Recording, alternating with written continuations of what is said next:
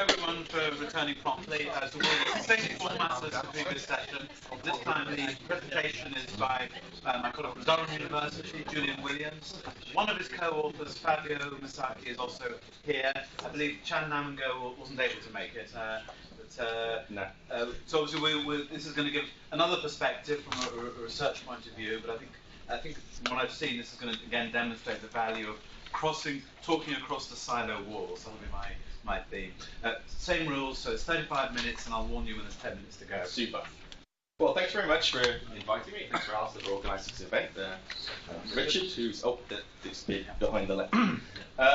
It's a real pleasure to be able to give this talk, and it's a real pleasure to follow Peter, because many years ago when I started on my research career and kayaks was building up, it was one of those things where you say, wow, what a wonderful new piece of technology that came in and revolutionized how we do equity markets. And so if somebody like Peter Randall is saying that this is an important thing to do, then I think we all have to sit up and take notice.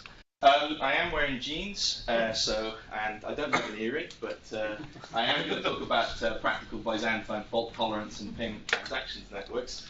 Don't worry, the title is a lot worse than the rest of the talk. My co-author is a computing scientist. I'm a professor of accounting and finance at the University of Durham. They hate the title.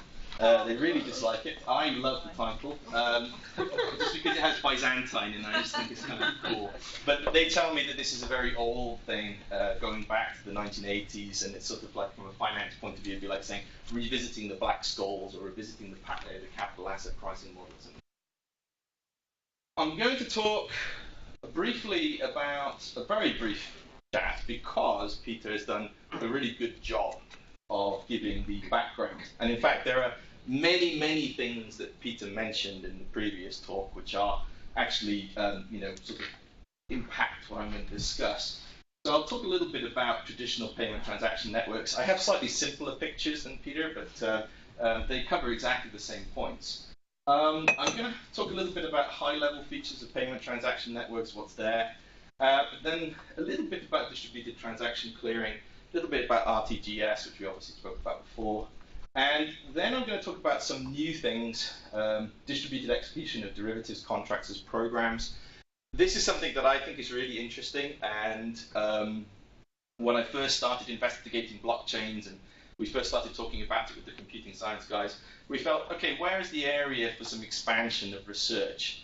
And if you sort of look at it, then people like Settle have already, and Ripple and Hyperledger have already really kind of looked at and done the economics on the domain of where blockchains can go in terms of providing simulated or synthetic ways of doing settlement that can replace existing transaction network systems. And I think that previous talk actually gave a really good understanding of the true state of the art. So I'm going to do a little tiny bit of futurology.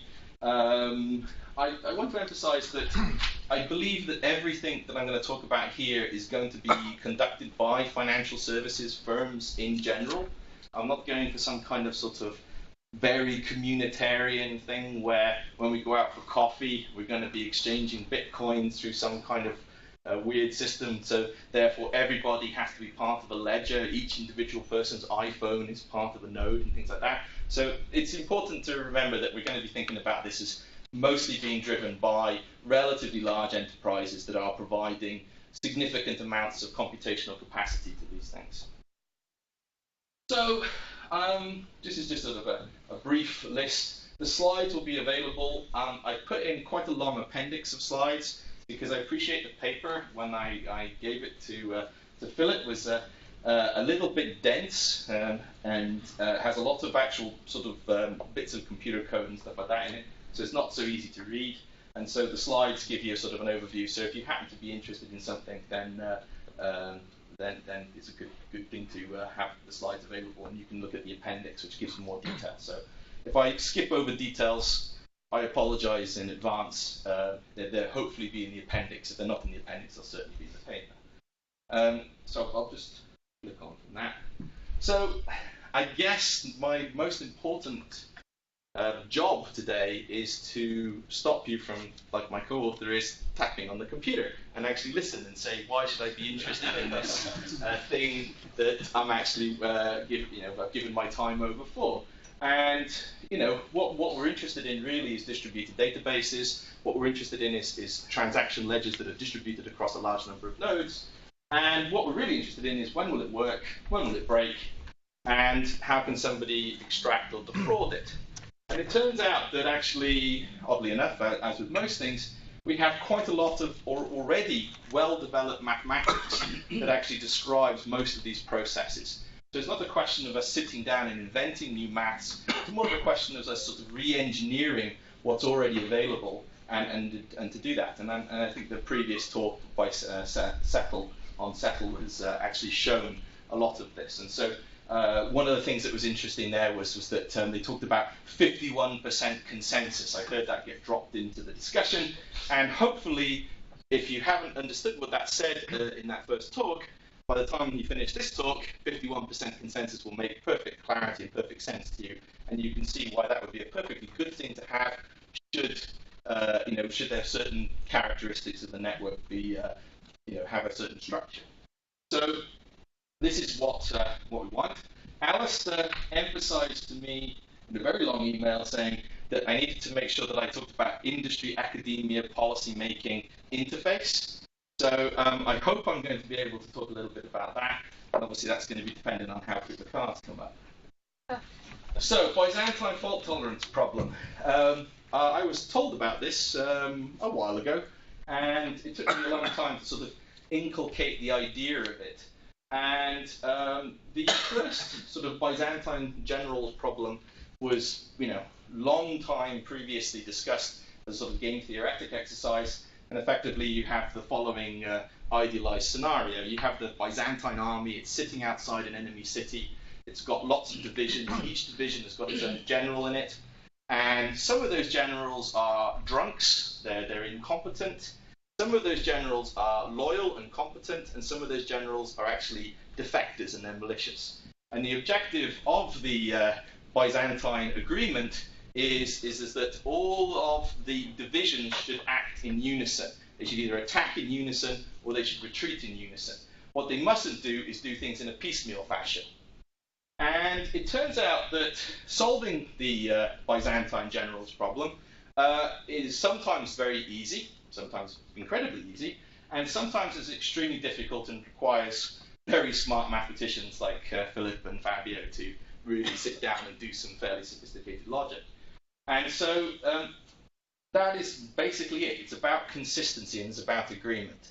And as Peter so amply demonstrated earlier on, agreement is everything.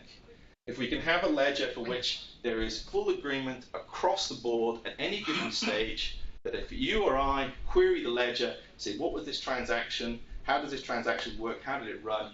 If we get the same answer at the same time, then things are working nicely. If we start to get different answers at different times, there's two issues there. One, things might be broken. Okay, that's fine. It's a fault. Okay, this is why we call it a fault tolerance problem. But more importantly than that, we can start to think about ways in which we could actually manipulate the ledger, and we could actually use it to create excess returns and excess money for us. We can defraud the ledger. And so that's basically the sum total of it. And I'm not going to talk too much about the maths. I'll give you a little bit of a brief overview of some of the things that come out of it. But the point I'd like to say to sort of people here is that if you're interested in this and you're developing technology, obviously the first thing you need to talk to your technologists about is how am I generating agreement? And you'll see that different approaches to distributed ledgers, cryptocurrencies, and blockchains have vaguely different styles, but more or less they all collapse back to either the Byzantine fault tolerance problem or a brother of it or a sister of it. Now, I should, just before I start to go into it, I'd like to sort of pay tribute to a lady called Barbara Liskov, who is the Turing Award winner mathematician, who is the lady who has basically driven this. You'll see a lot of reference to Castro et al. That's a bit of a shame because she's obviously L, and so she doesn't actually appear in it, but she's the lady who ran the group that actually generated the practical Byzantine fault tolerance, which is the one that we often see today for lots of different cases. So I'm a financial economist, sort of like Alistair, more or less. Maybe sort of a mathematical finance guy, or you're more of a sort of general financial economist. So I'm not somebody who knows much about computing science. And I read Lampport's original paper on BFT, and I found it easy to read. And I read, Barbara Liskov and Castro's paper, and I also found it easy to read. Believe me, it's one of the few areas where you can read a paper and you will actually get it relatively quickly. You don't need to spend vast amounts of brain power to understand what they're talking about here. There's no really complicated bits of logic, no technical formulas. You can read it. There is some math in there, but it actually tells you a lot about how you can structure a system to have certain fault tolerances allowing for it. I'm not going to go too much over traditional banking models. The reason being is that Peter did a much better job than I could ever possibly do in terms of describing how different bank models work. I think basically if you take Peter's slide and you sort of pivot his slide round and squish it up a bit, then basically my next two pickies are more or less the right and left side of Peter's previous slides. So there's very little point in replicating what has already gone before, but it's exactly what Peter said. Traditionally, how we've done things is that a bank, for example, Bank A or Bank B, have had the authority to transfer money between them, and they can do that on behalf of sub-banks, which may be not part of the system, for example, such as BACS, and those banks might be then channeling up transactions from individuals that can be much further down the layers of these different banking structures. So you could have somebody who's directly banking with Bank B, and they're changing their ledger in Bank A, and of course this is just simply B central bank A, and it comes through. Alternatively, you could have Bank E, which is not part of the chain, and they're pushing transactions through. They have to go through Bank B, who goes through the central clearing system, through RTGS, and then that comes through to Bank A, Bank C, and you can see that at each individual stage, each of these arrows represents a transaction. Of course, every time you have an arrow, what do you have? You have a cost. And Peter, as I said, very ably demonstrated what the costs are. So if we could actually thin out these arrows, or in fact get rid of them, then we'd actually save ourselves some money. The other thing about it, of course, is that if we invest in a blockchain, there's no reason why the blockchain, as Peter very clearly mentioned, can't run all the time. And that's the big advantage of why blockchains seem like a revolutionary thing. Peter, you weren't in the room beforehand, but I said some very nice things about your job work on kayaks, so you can just pop in. So I wanted to say that. Correspondent bank models. This is effectively when you have foreign exchange transactions, and when you have foreign exchange transactions, you're going to want to have to go through some kind of market system, which is going to be clearing a spot rate in the currency exchange, and you have to have some sort of mechanism for clearing. I called it an exchange here. That's going to be a bit of a misnomer, because you can obviously have peer-to-peer OTC type market systems. And so effectively what you have is some kind of market makers in here who are actually facilitating liquidity. And of course, the facilitation of liquidity, no matter what the structure of the system is going to be, needs to be given some kind of reward for. And as Peter has mentioned in the previous talk, and as we've seen in all of the other major innovations in financial services over the last 10 years, when the liquidity provision is provided in kind, things work. Okay? If liquidity provision is provided out of kind, things don't work. What do I mean by that?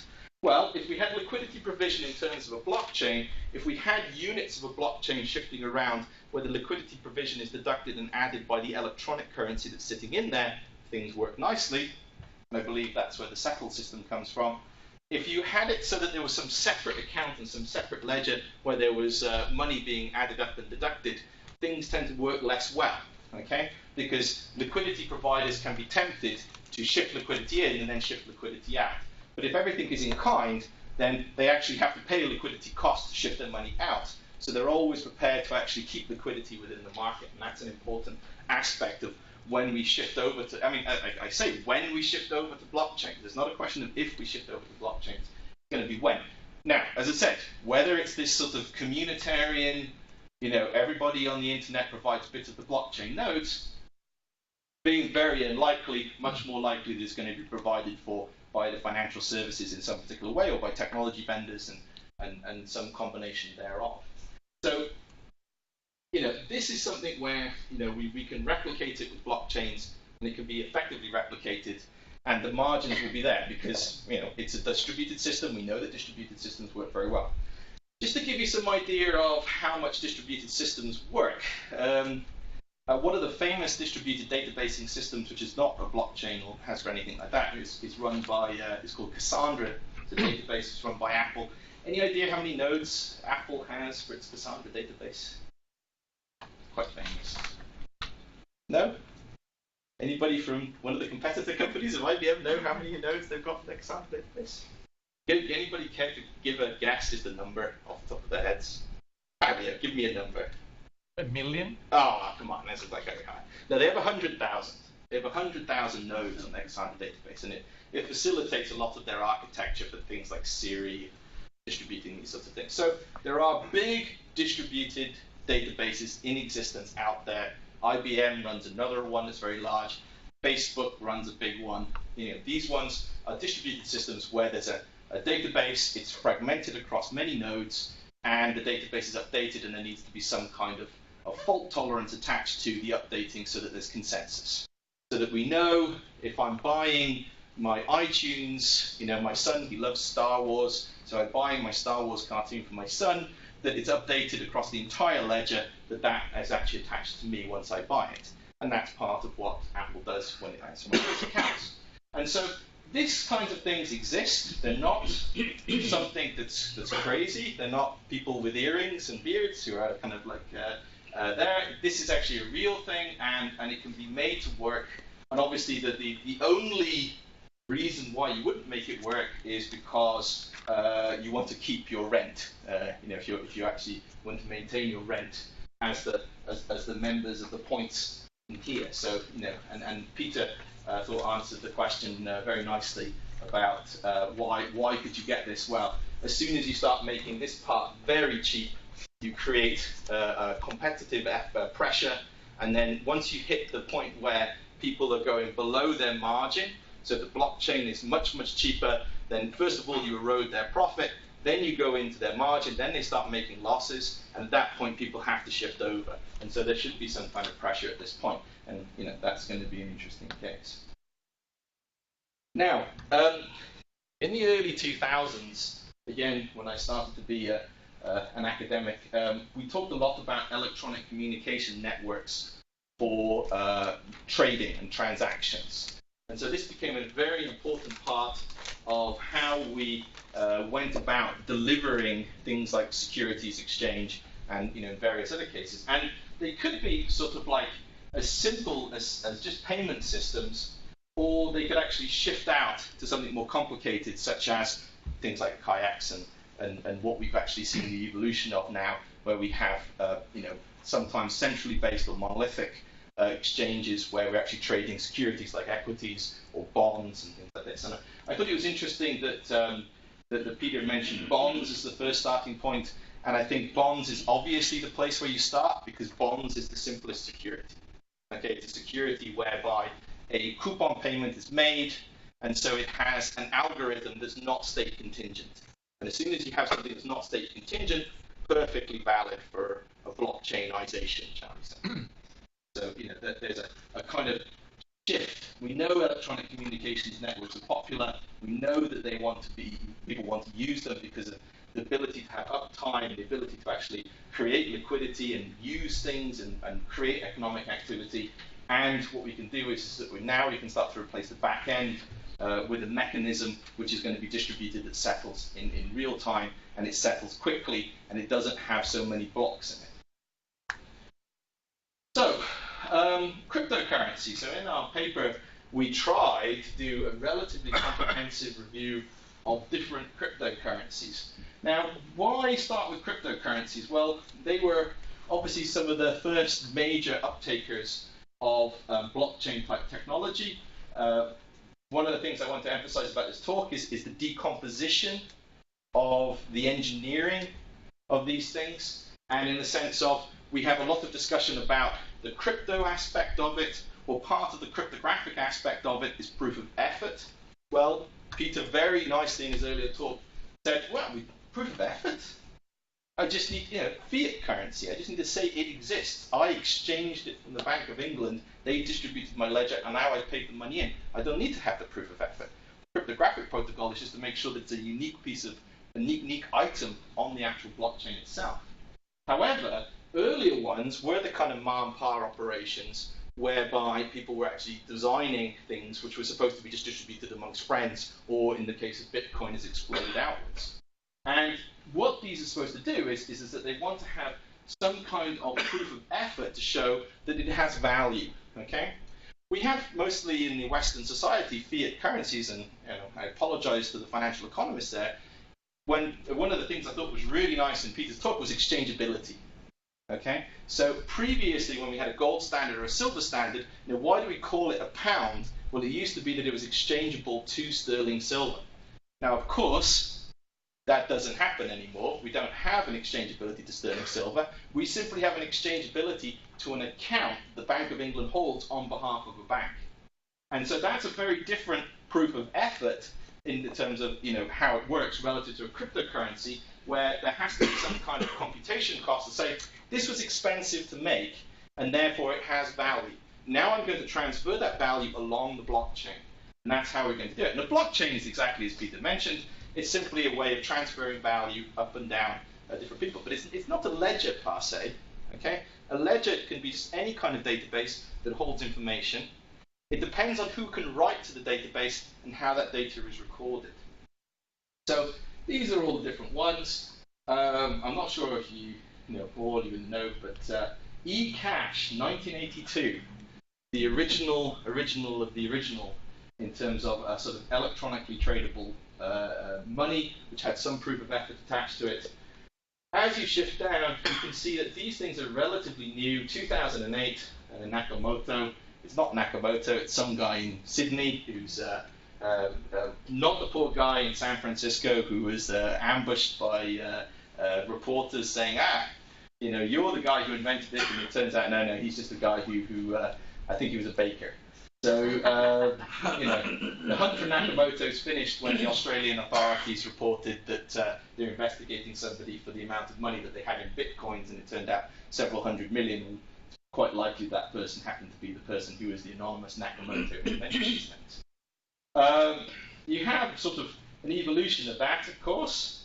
My colleagues and I do a lot of work in information security, and we have the joyous task of watching Russian hackers. And Russian hackers do not use bitcoins. They use something else. What do they use? Was called money something. I don't remember. It was from Russia. Monero? Is it? Pardon? Monero? Yes, I think it's that one. Yes, the Russian hackers don't use Bitcoin. They use an alternative one, which they've designed a bit. It's almost identical to Bitcoin in terms of its properties. And of course, anybody can script Bitcoin. Anybody in this room with the elementary ideas can build something, and then as long as there's a community to uptake it, you can make it. So, there are basically sort of like branches off of all of these things where somebody says, I don't like this Bitcoin aspect, so I'll just create something that's slightly different. So, lots of cryptocurrencies. Not so interesting for us, I don't think. Okay? I'll talk a little bit about Bitcoin because we spoke about it, but it's a proof of work. It has certain features to prevent overcrowding and denial of services. There's a digital signature, and it uses pseudonyms for privacy. Now, this is one of the reasons why I say that the Bitcoin model and the way in which Bitcoin works is not of any interest, I would have said to people in this room, because we don't need any of these things. The reason they wanted to invent this was they wanted to have anonymous money that was equivalent to the anonymity of cash. So I pass cash on around this room. It's not a question of I know precisely who had it beforehand. as long as I know at any given point when that money is spent, that that's the person who should have had that note, and that's it. The rest of the history is kind of irrelevant. So what they tried to do was build something that was equivalent to that, but of course it's electronic, so you could fork it. You could actually send it to different people. I could send one lot to Jonathan, one lot to Fabio. I could send one lot to Alistair simultaneously and say it's the same stuff. Well, this double spend feature needs to be corrected for. So how do we do that? Well, we need to have some way of saying the history of where I got the money from and how it's gone. So Bitcoin's introduced this idea of using the blockchain this way, but anonymizing it. The blockchain becomes important for various different reasons because it provides that certainty that the money that you have is the money that you should have. And so that's effectively where the blockchain comes from. I'm going to be relatively fast. And here's a blockchain, and here's a fork in the blockchain, and you can see that what we have here is a genesis block which has been created from the miners, and it shifts through, but we're actually looking backwards from the present owner. Now the biggest problem that we have with something like a cryptocurrency like this is that we have the potential for forks. So what we have is that we've got 3 different lines in the blockchain which have all existed simultaneously, and we can see that this is actually quite a complicated line. And if we actually then go back to the consensus and then re-establish this is the dominant line, all the transactions that occur here get scrubbed. We've only really seen one massive fork in Bitcoin, but it caused a significant stir. We don't really know because we haven't seen what's happened with the other smaller ones, but there's suspicions that certainly for some of the Russian hacker markets that they've had massive forks, deliberately engineered by the people who are actually running them, and these forks have collapsed and caused all sorts of problems. So we want to be in it. It's interesting to see how the black market has evolved in terms of using these things, because we can take some intuition from that, and we can just avoid their mistakes. So what about the alternatives? And I'll quickly shift through that. Well, other than Settle, which was the one we spoke about, which is a much bigger project, this is a much more comprehensive way of doing things. There are things like Ripple and Ethereum, which are effectively cryptocurrency-esque, but then they take out certain things. So, for example, Ripple gets rid of the idea of having the proof of effort and uses effectively a gateway where a bank actually guarantees what the amount of money that comes in and out of the system. And Ethereum isn't actually even an active system. What Ethereum is a series of logical protocols that you can fit together to make the things that you're after. And I'll just sort of skip through these ones. This one's Ripple. And the most important thing you can see with Ripple is that you have gateways. You don't actually have the proof of effort coming in. And then internal to Ripple, you do your transactions. And then you can exit it by actually realizing your money through one of the given gateways. Of course, you are now subject to the liquidity of the gateways and the credit risk of the gateways. The credibility of the gateways is important. And then you can do Ripple for currency exchanges as well, more or less the same way. Ethereum, well, sorry again, Peter, it's Turing complete, and it has some arbitrary state functions, and it can be used to encode contracts. And I think Ethereum was probably where Peter's fire came from in the previous one, and I have perfect sympathy with him on that one. It's the idea of Ethereum as posited is basically it's the communitarian coinage system. It's going to have tens of thousands, millions, or even billions of people applying their Apple phone with it, and your Android phone, who's actually acting as the ledger. Is it going to be possible to run? But it's certainly Turing complete. So there we are. High-level functions of payment transaction networks. Well, again, just because of time, I'm going to skip through this one relatively fast. But these are the major features of the things that we need to have if we're going to build these things. There needs to be some way of creating the money, which is something that was talked about earlier, a promise, a realization, and storage. And the storage is the nebulous one, because of course, once we start to go to a fully blockchain-based or fully distributed ledger, then storage becomes an issue because there's a cost to storage. So you're not going to have a cost of liquidity, you're going to have a cost of storage. But from a regulatory point of view, how do you control the money supply? This is going to be the interesting thing. This is going to be something that's important for us. And I've got a few slides here which just give you some details on this, but it's not so interesting. I think Peter has talked about these in reasonable detail, and talked certainly about the central payment authority in much more detail than I have. What are the threats? Well, the threats are the standard threats we face in any electronic system: subversion and faults. So what are subversion and faults going to do? Well, they can provide us with loss of value. They can provide us with information disclosures when we don't want them, and they can provide anonymity when we don't want anonymity. So if we want transparency, sometimes people can hide. If we want to have some kind of anonymity, it's important for us, and we're going to have practical threats. And these are the technological components that are critical. And again, this is more of a review for those of you who want to just have a quick catch up on this. Decentralized agreement. And this is where our Byzantine fault tolerance becomes important, because we don't know yet how all of these things are going to be distributed. What hardware are they going to be sitting on? They're going to be sitting on the bank's own hardware, as in the settle system. This seems a very obvious way of going about it. Or are we going to have sort of virtual machines that are picking these things up? And I'm going to skip the maths. My last part is a bit of futurology in the last 5 minutes. I'm going to talk a little bit about smart contracts. And these were mentioned again by Peter earlier on. The obvious place to start when it comes to blockchain outside of simple payments is to go with something like a bond. Because a bond, as I said, is not dependent on state. What do I mean by state? I.e. how the markets are, how the universe is at a given time, okay, the alignment of the planets. It just pays a coupon. And the only thing that you know is that it either pays the coupon on time, and does what it's supposed to do, or it's in default, and it doesn't actually pay it. And then it pays its settlement fine, its face value at the end. Okay? This is a program that can be executed and runs off. Okay? However, smart contracts are situations where things are state contingent. In other words, you need to actually feed information into the contract to actually understand how the contract is going to work out. And I think one of the really interesting points that was made in the previous talk was about OTC versus centralized clearing markets. Now, if we look at what the Dodd-Frank Act came in, 2010, it looked at the financial crisis and said to us, you know what, you guys didn't do a good job managing how these markets have developed. Okay?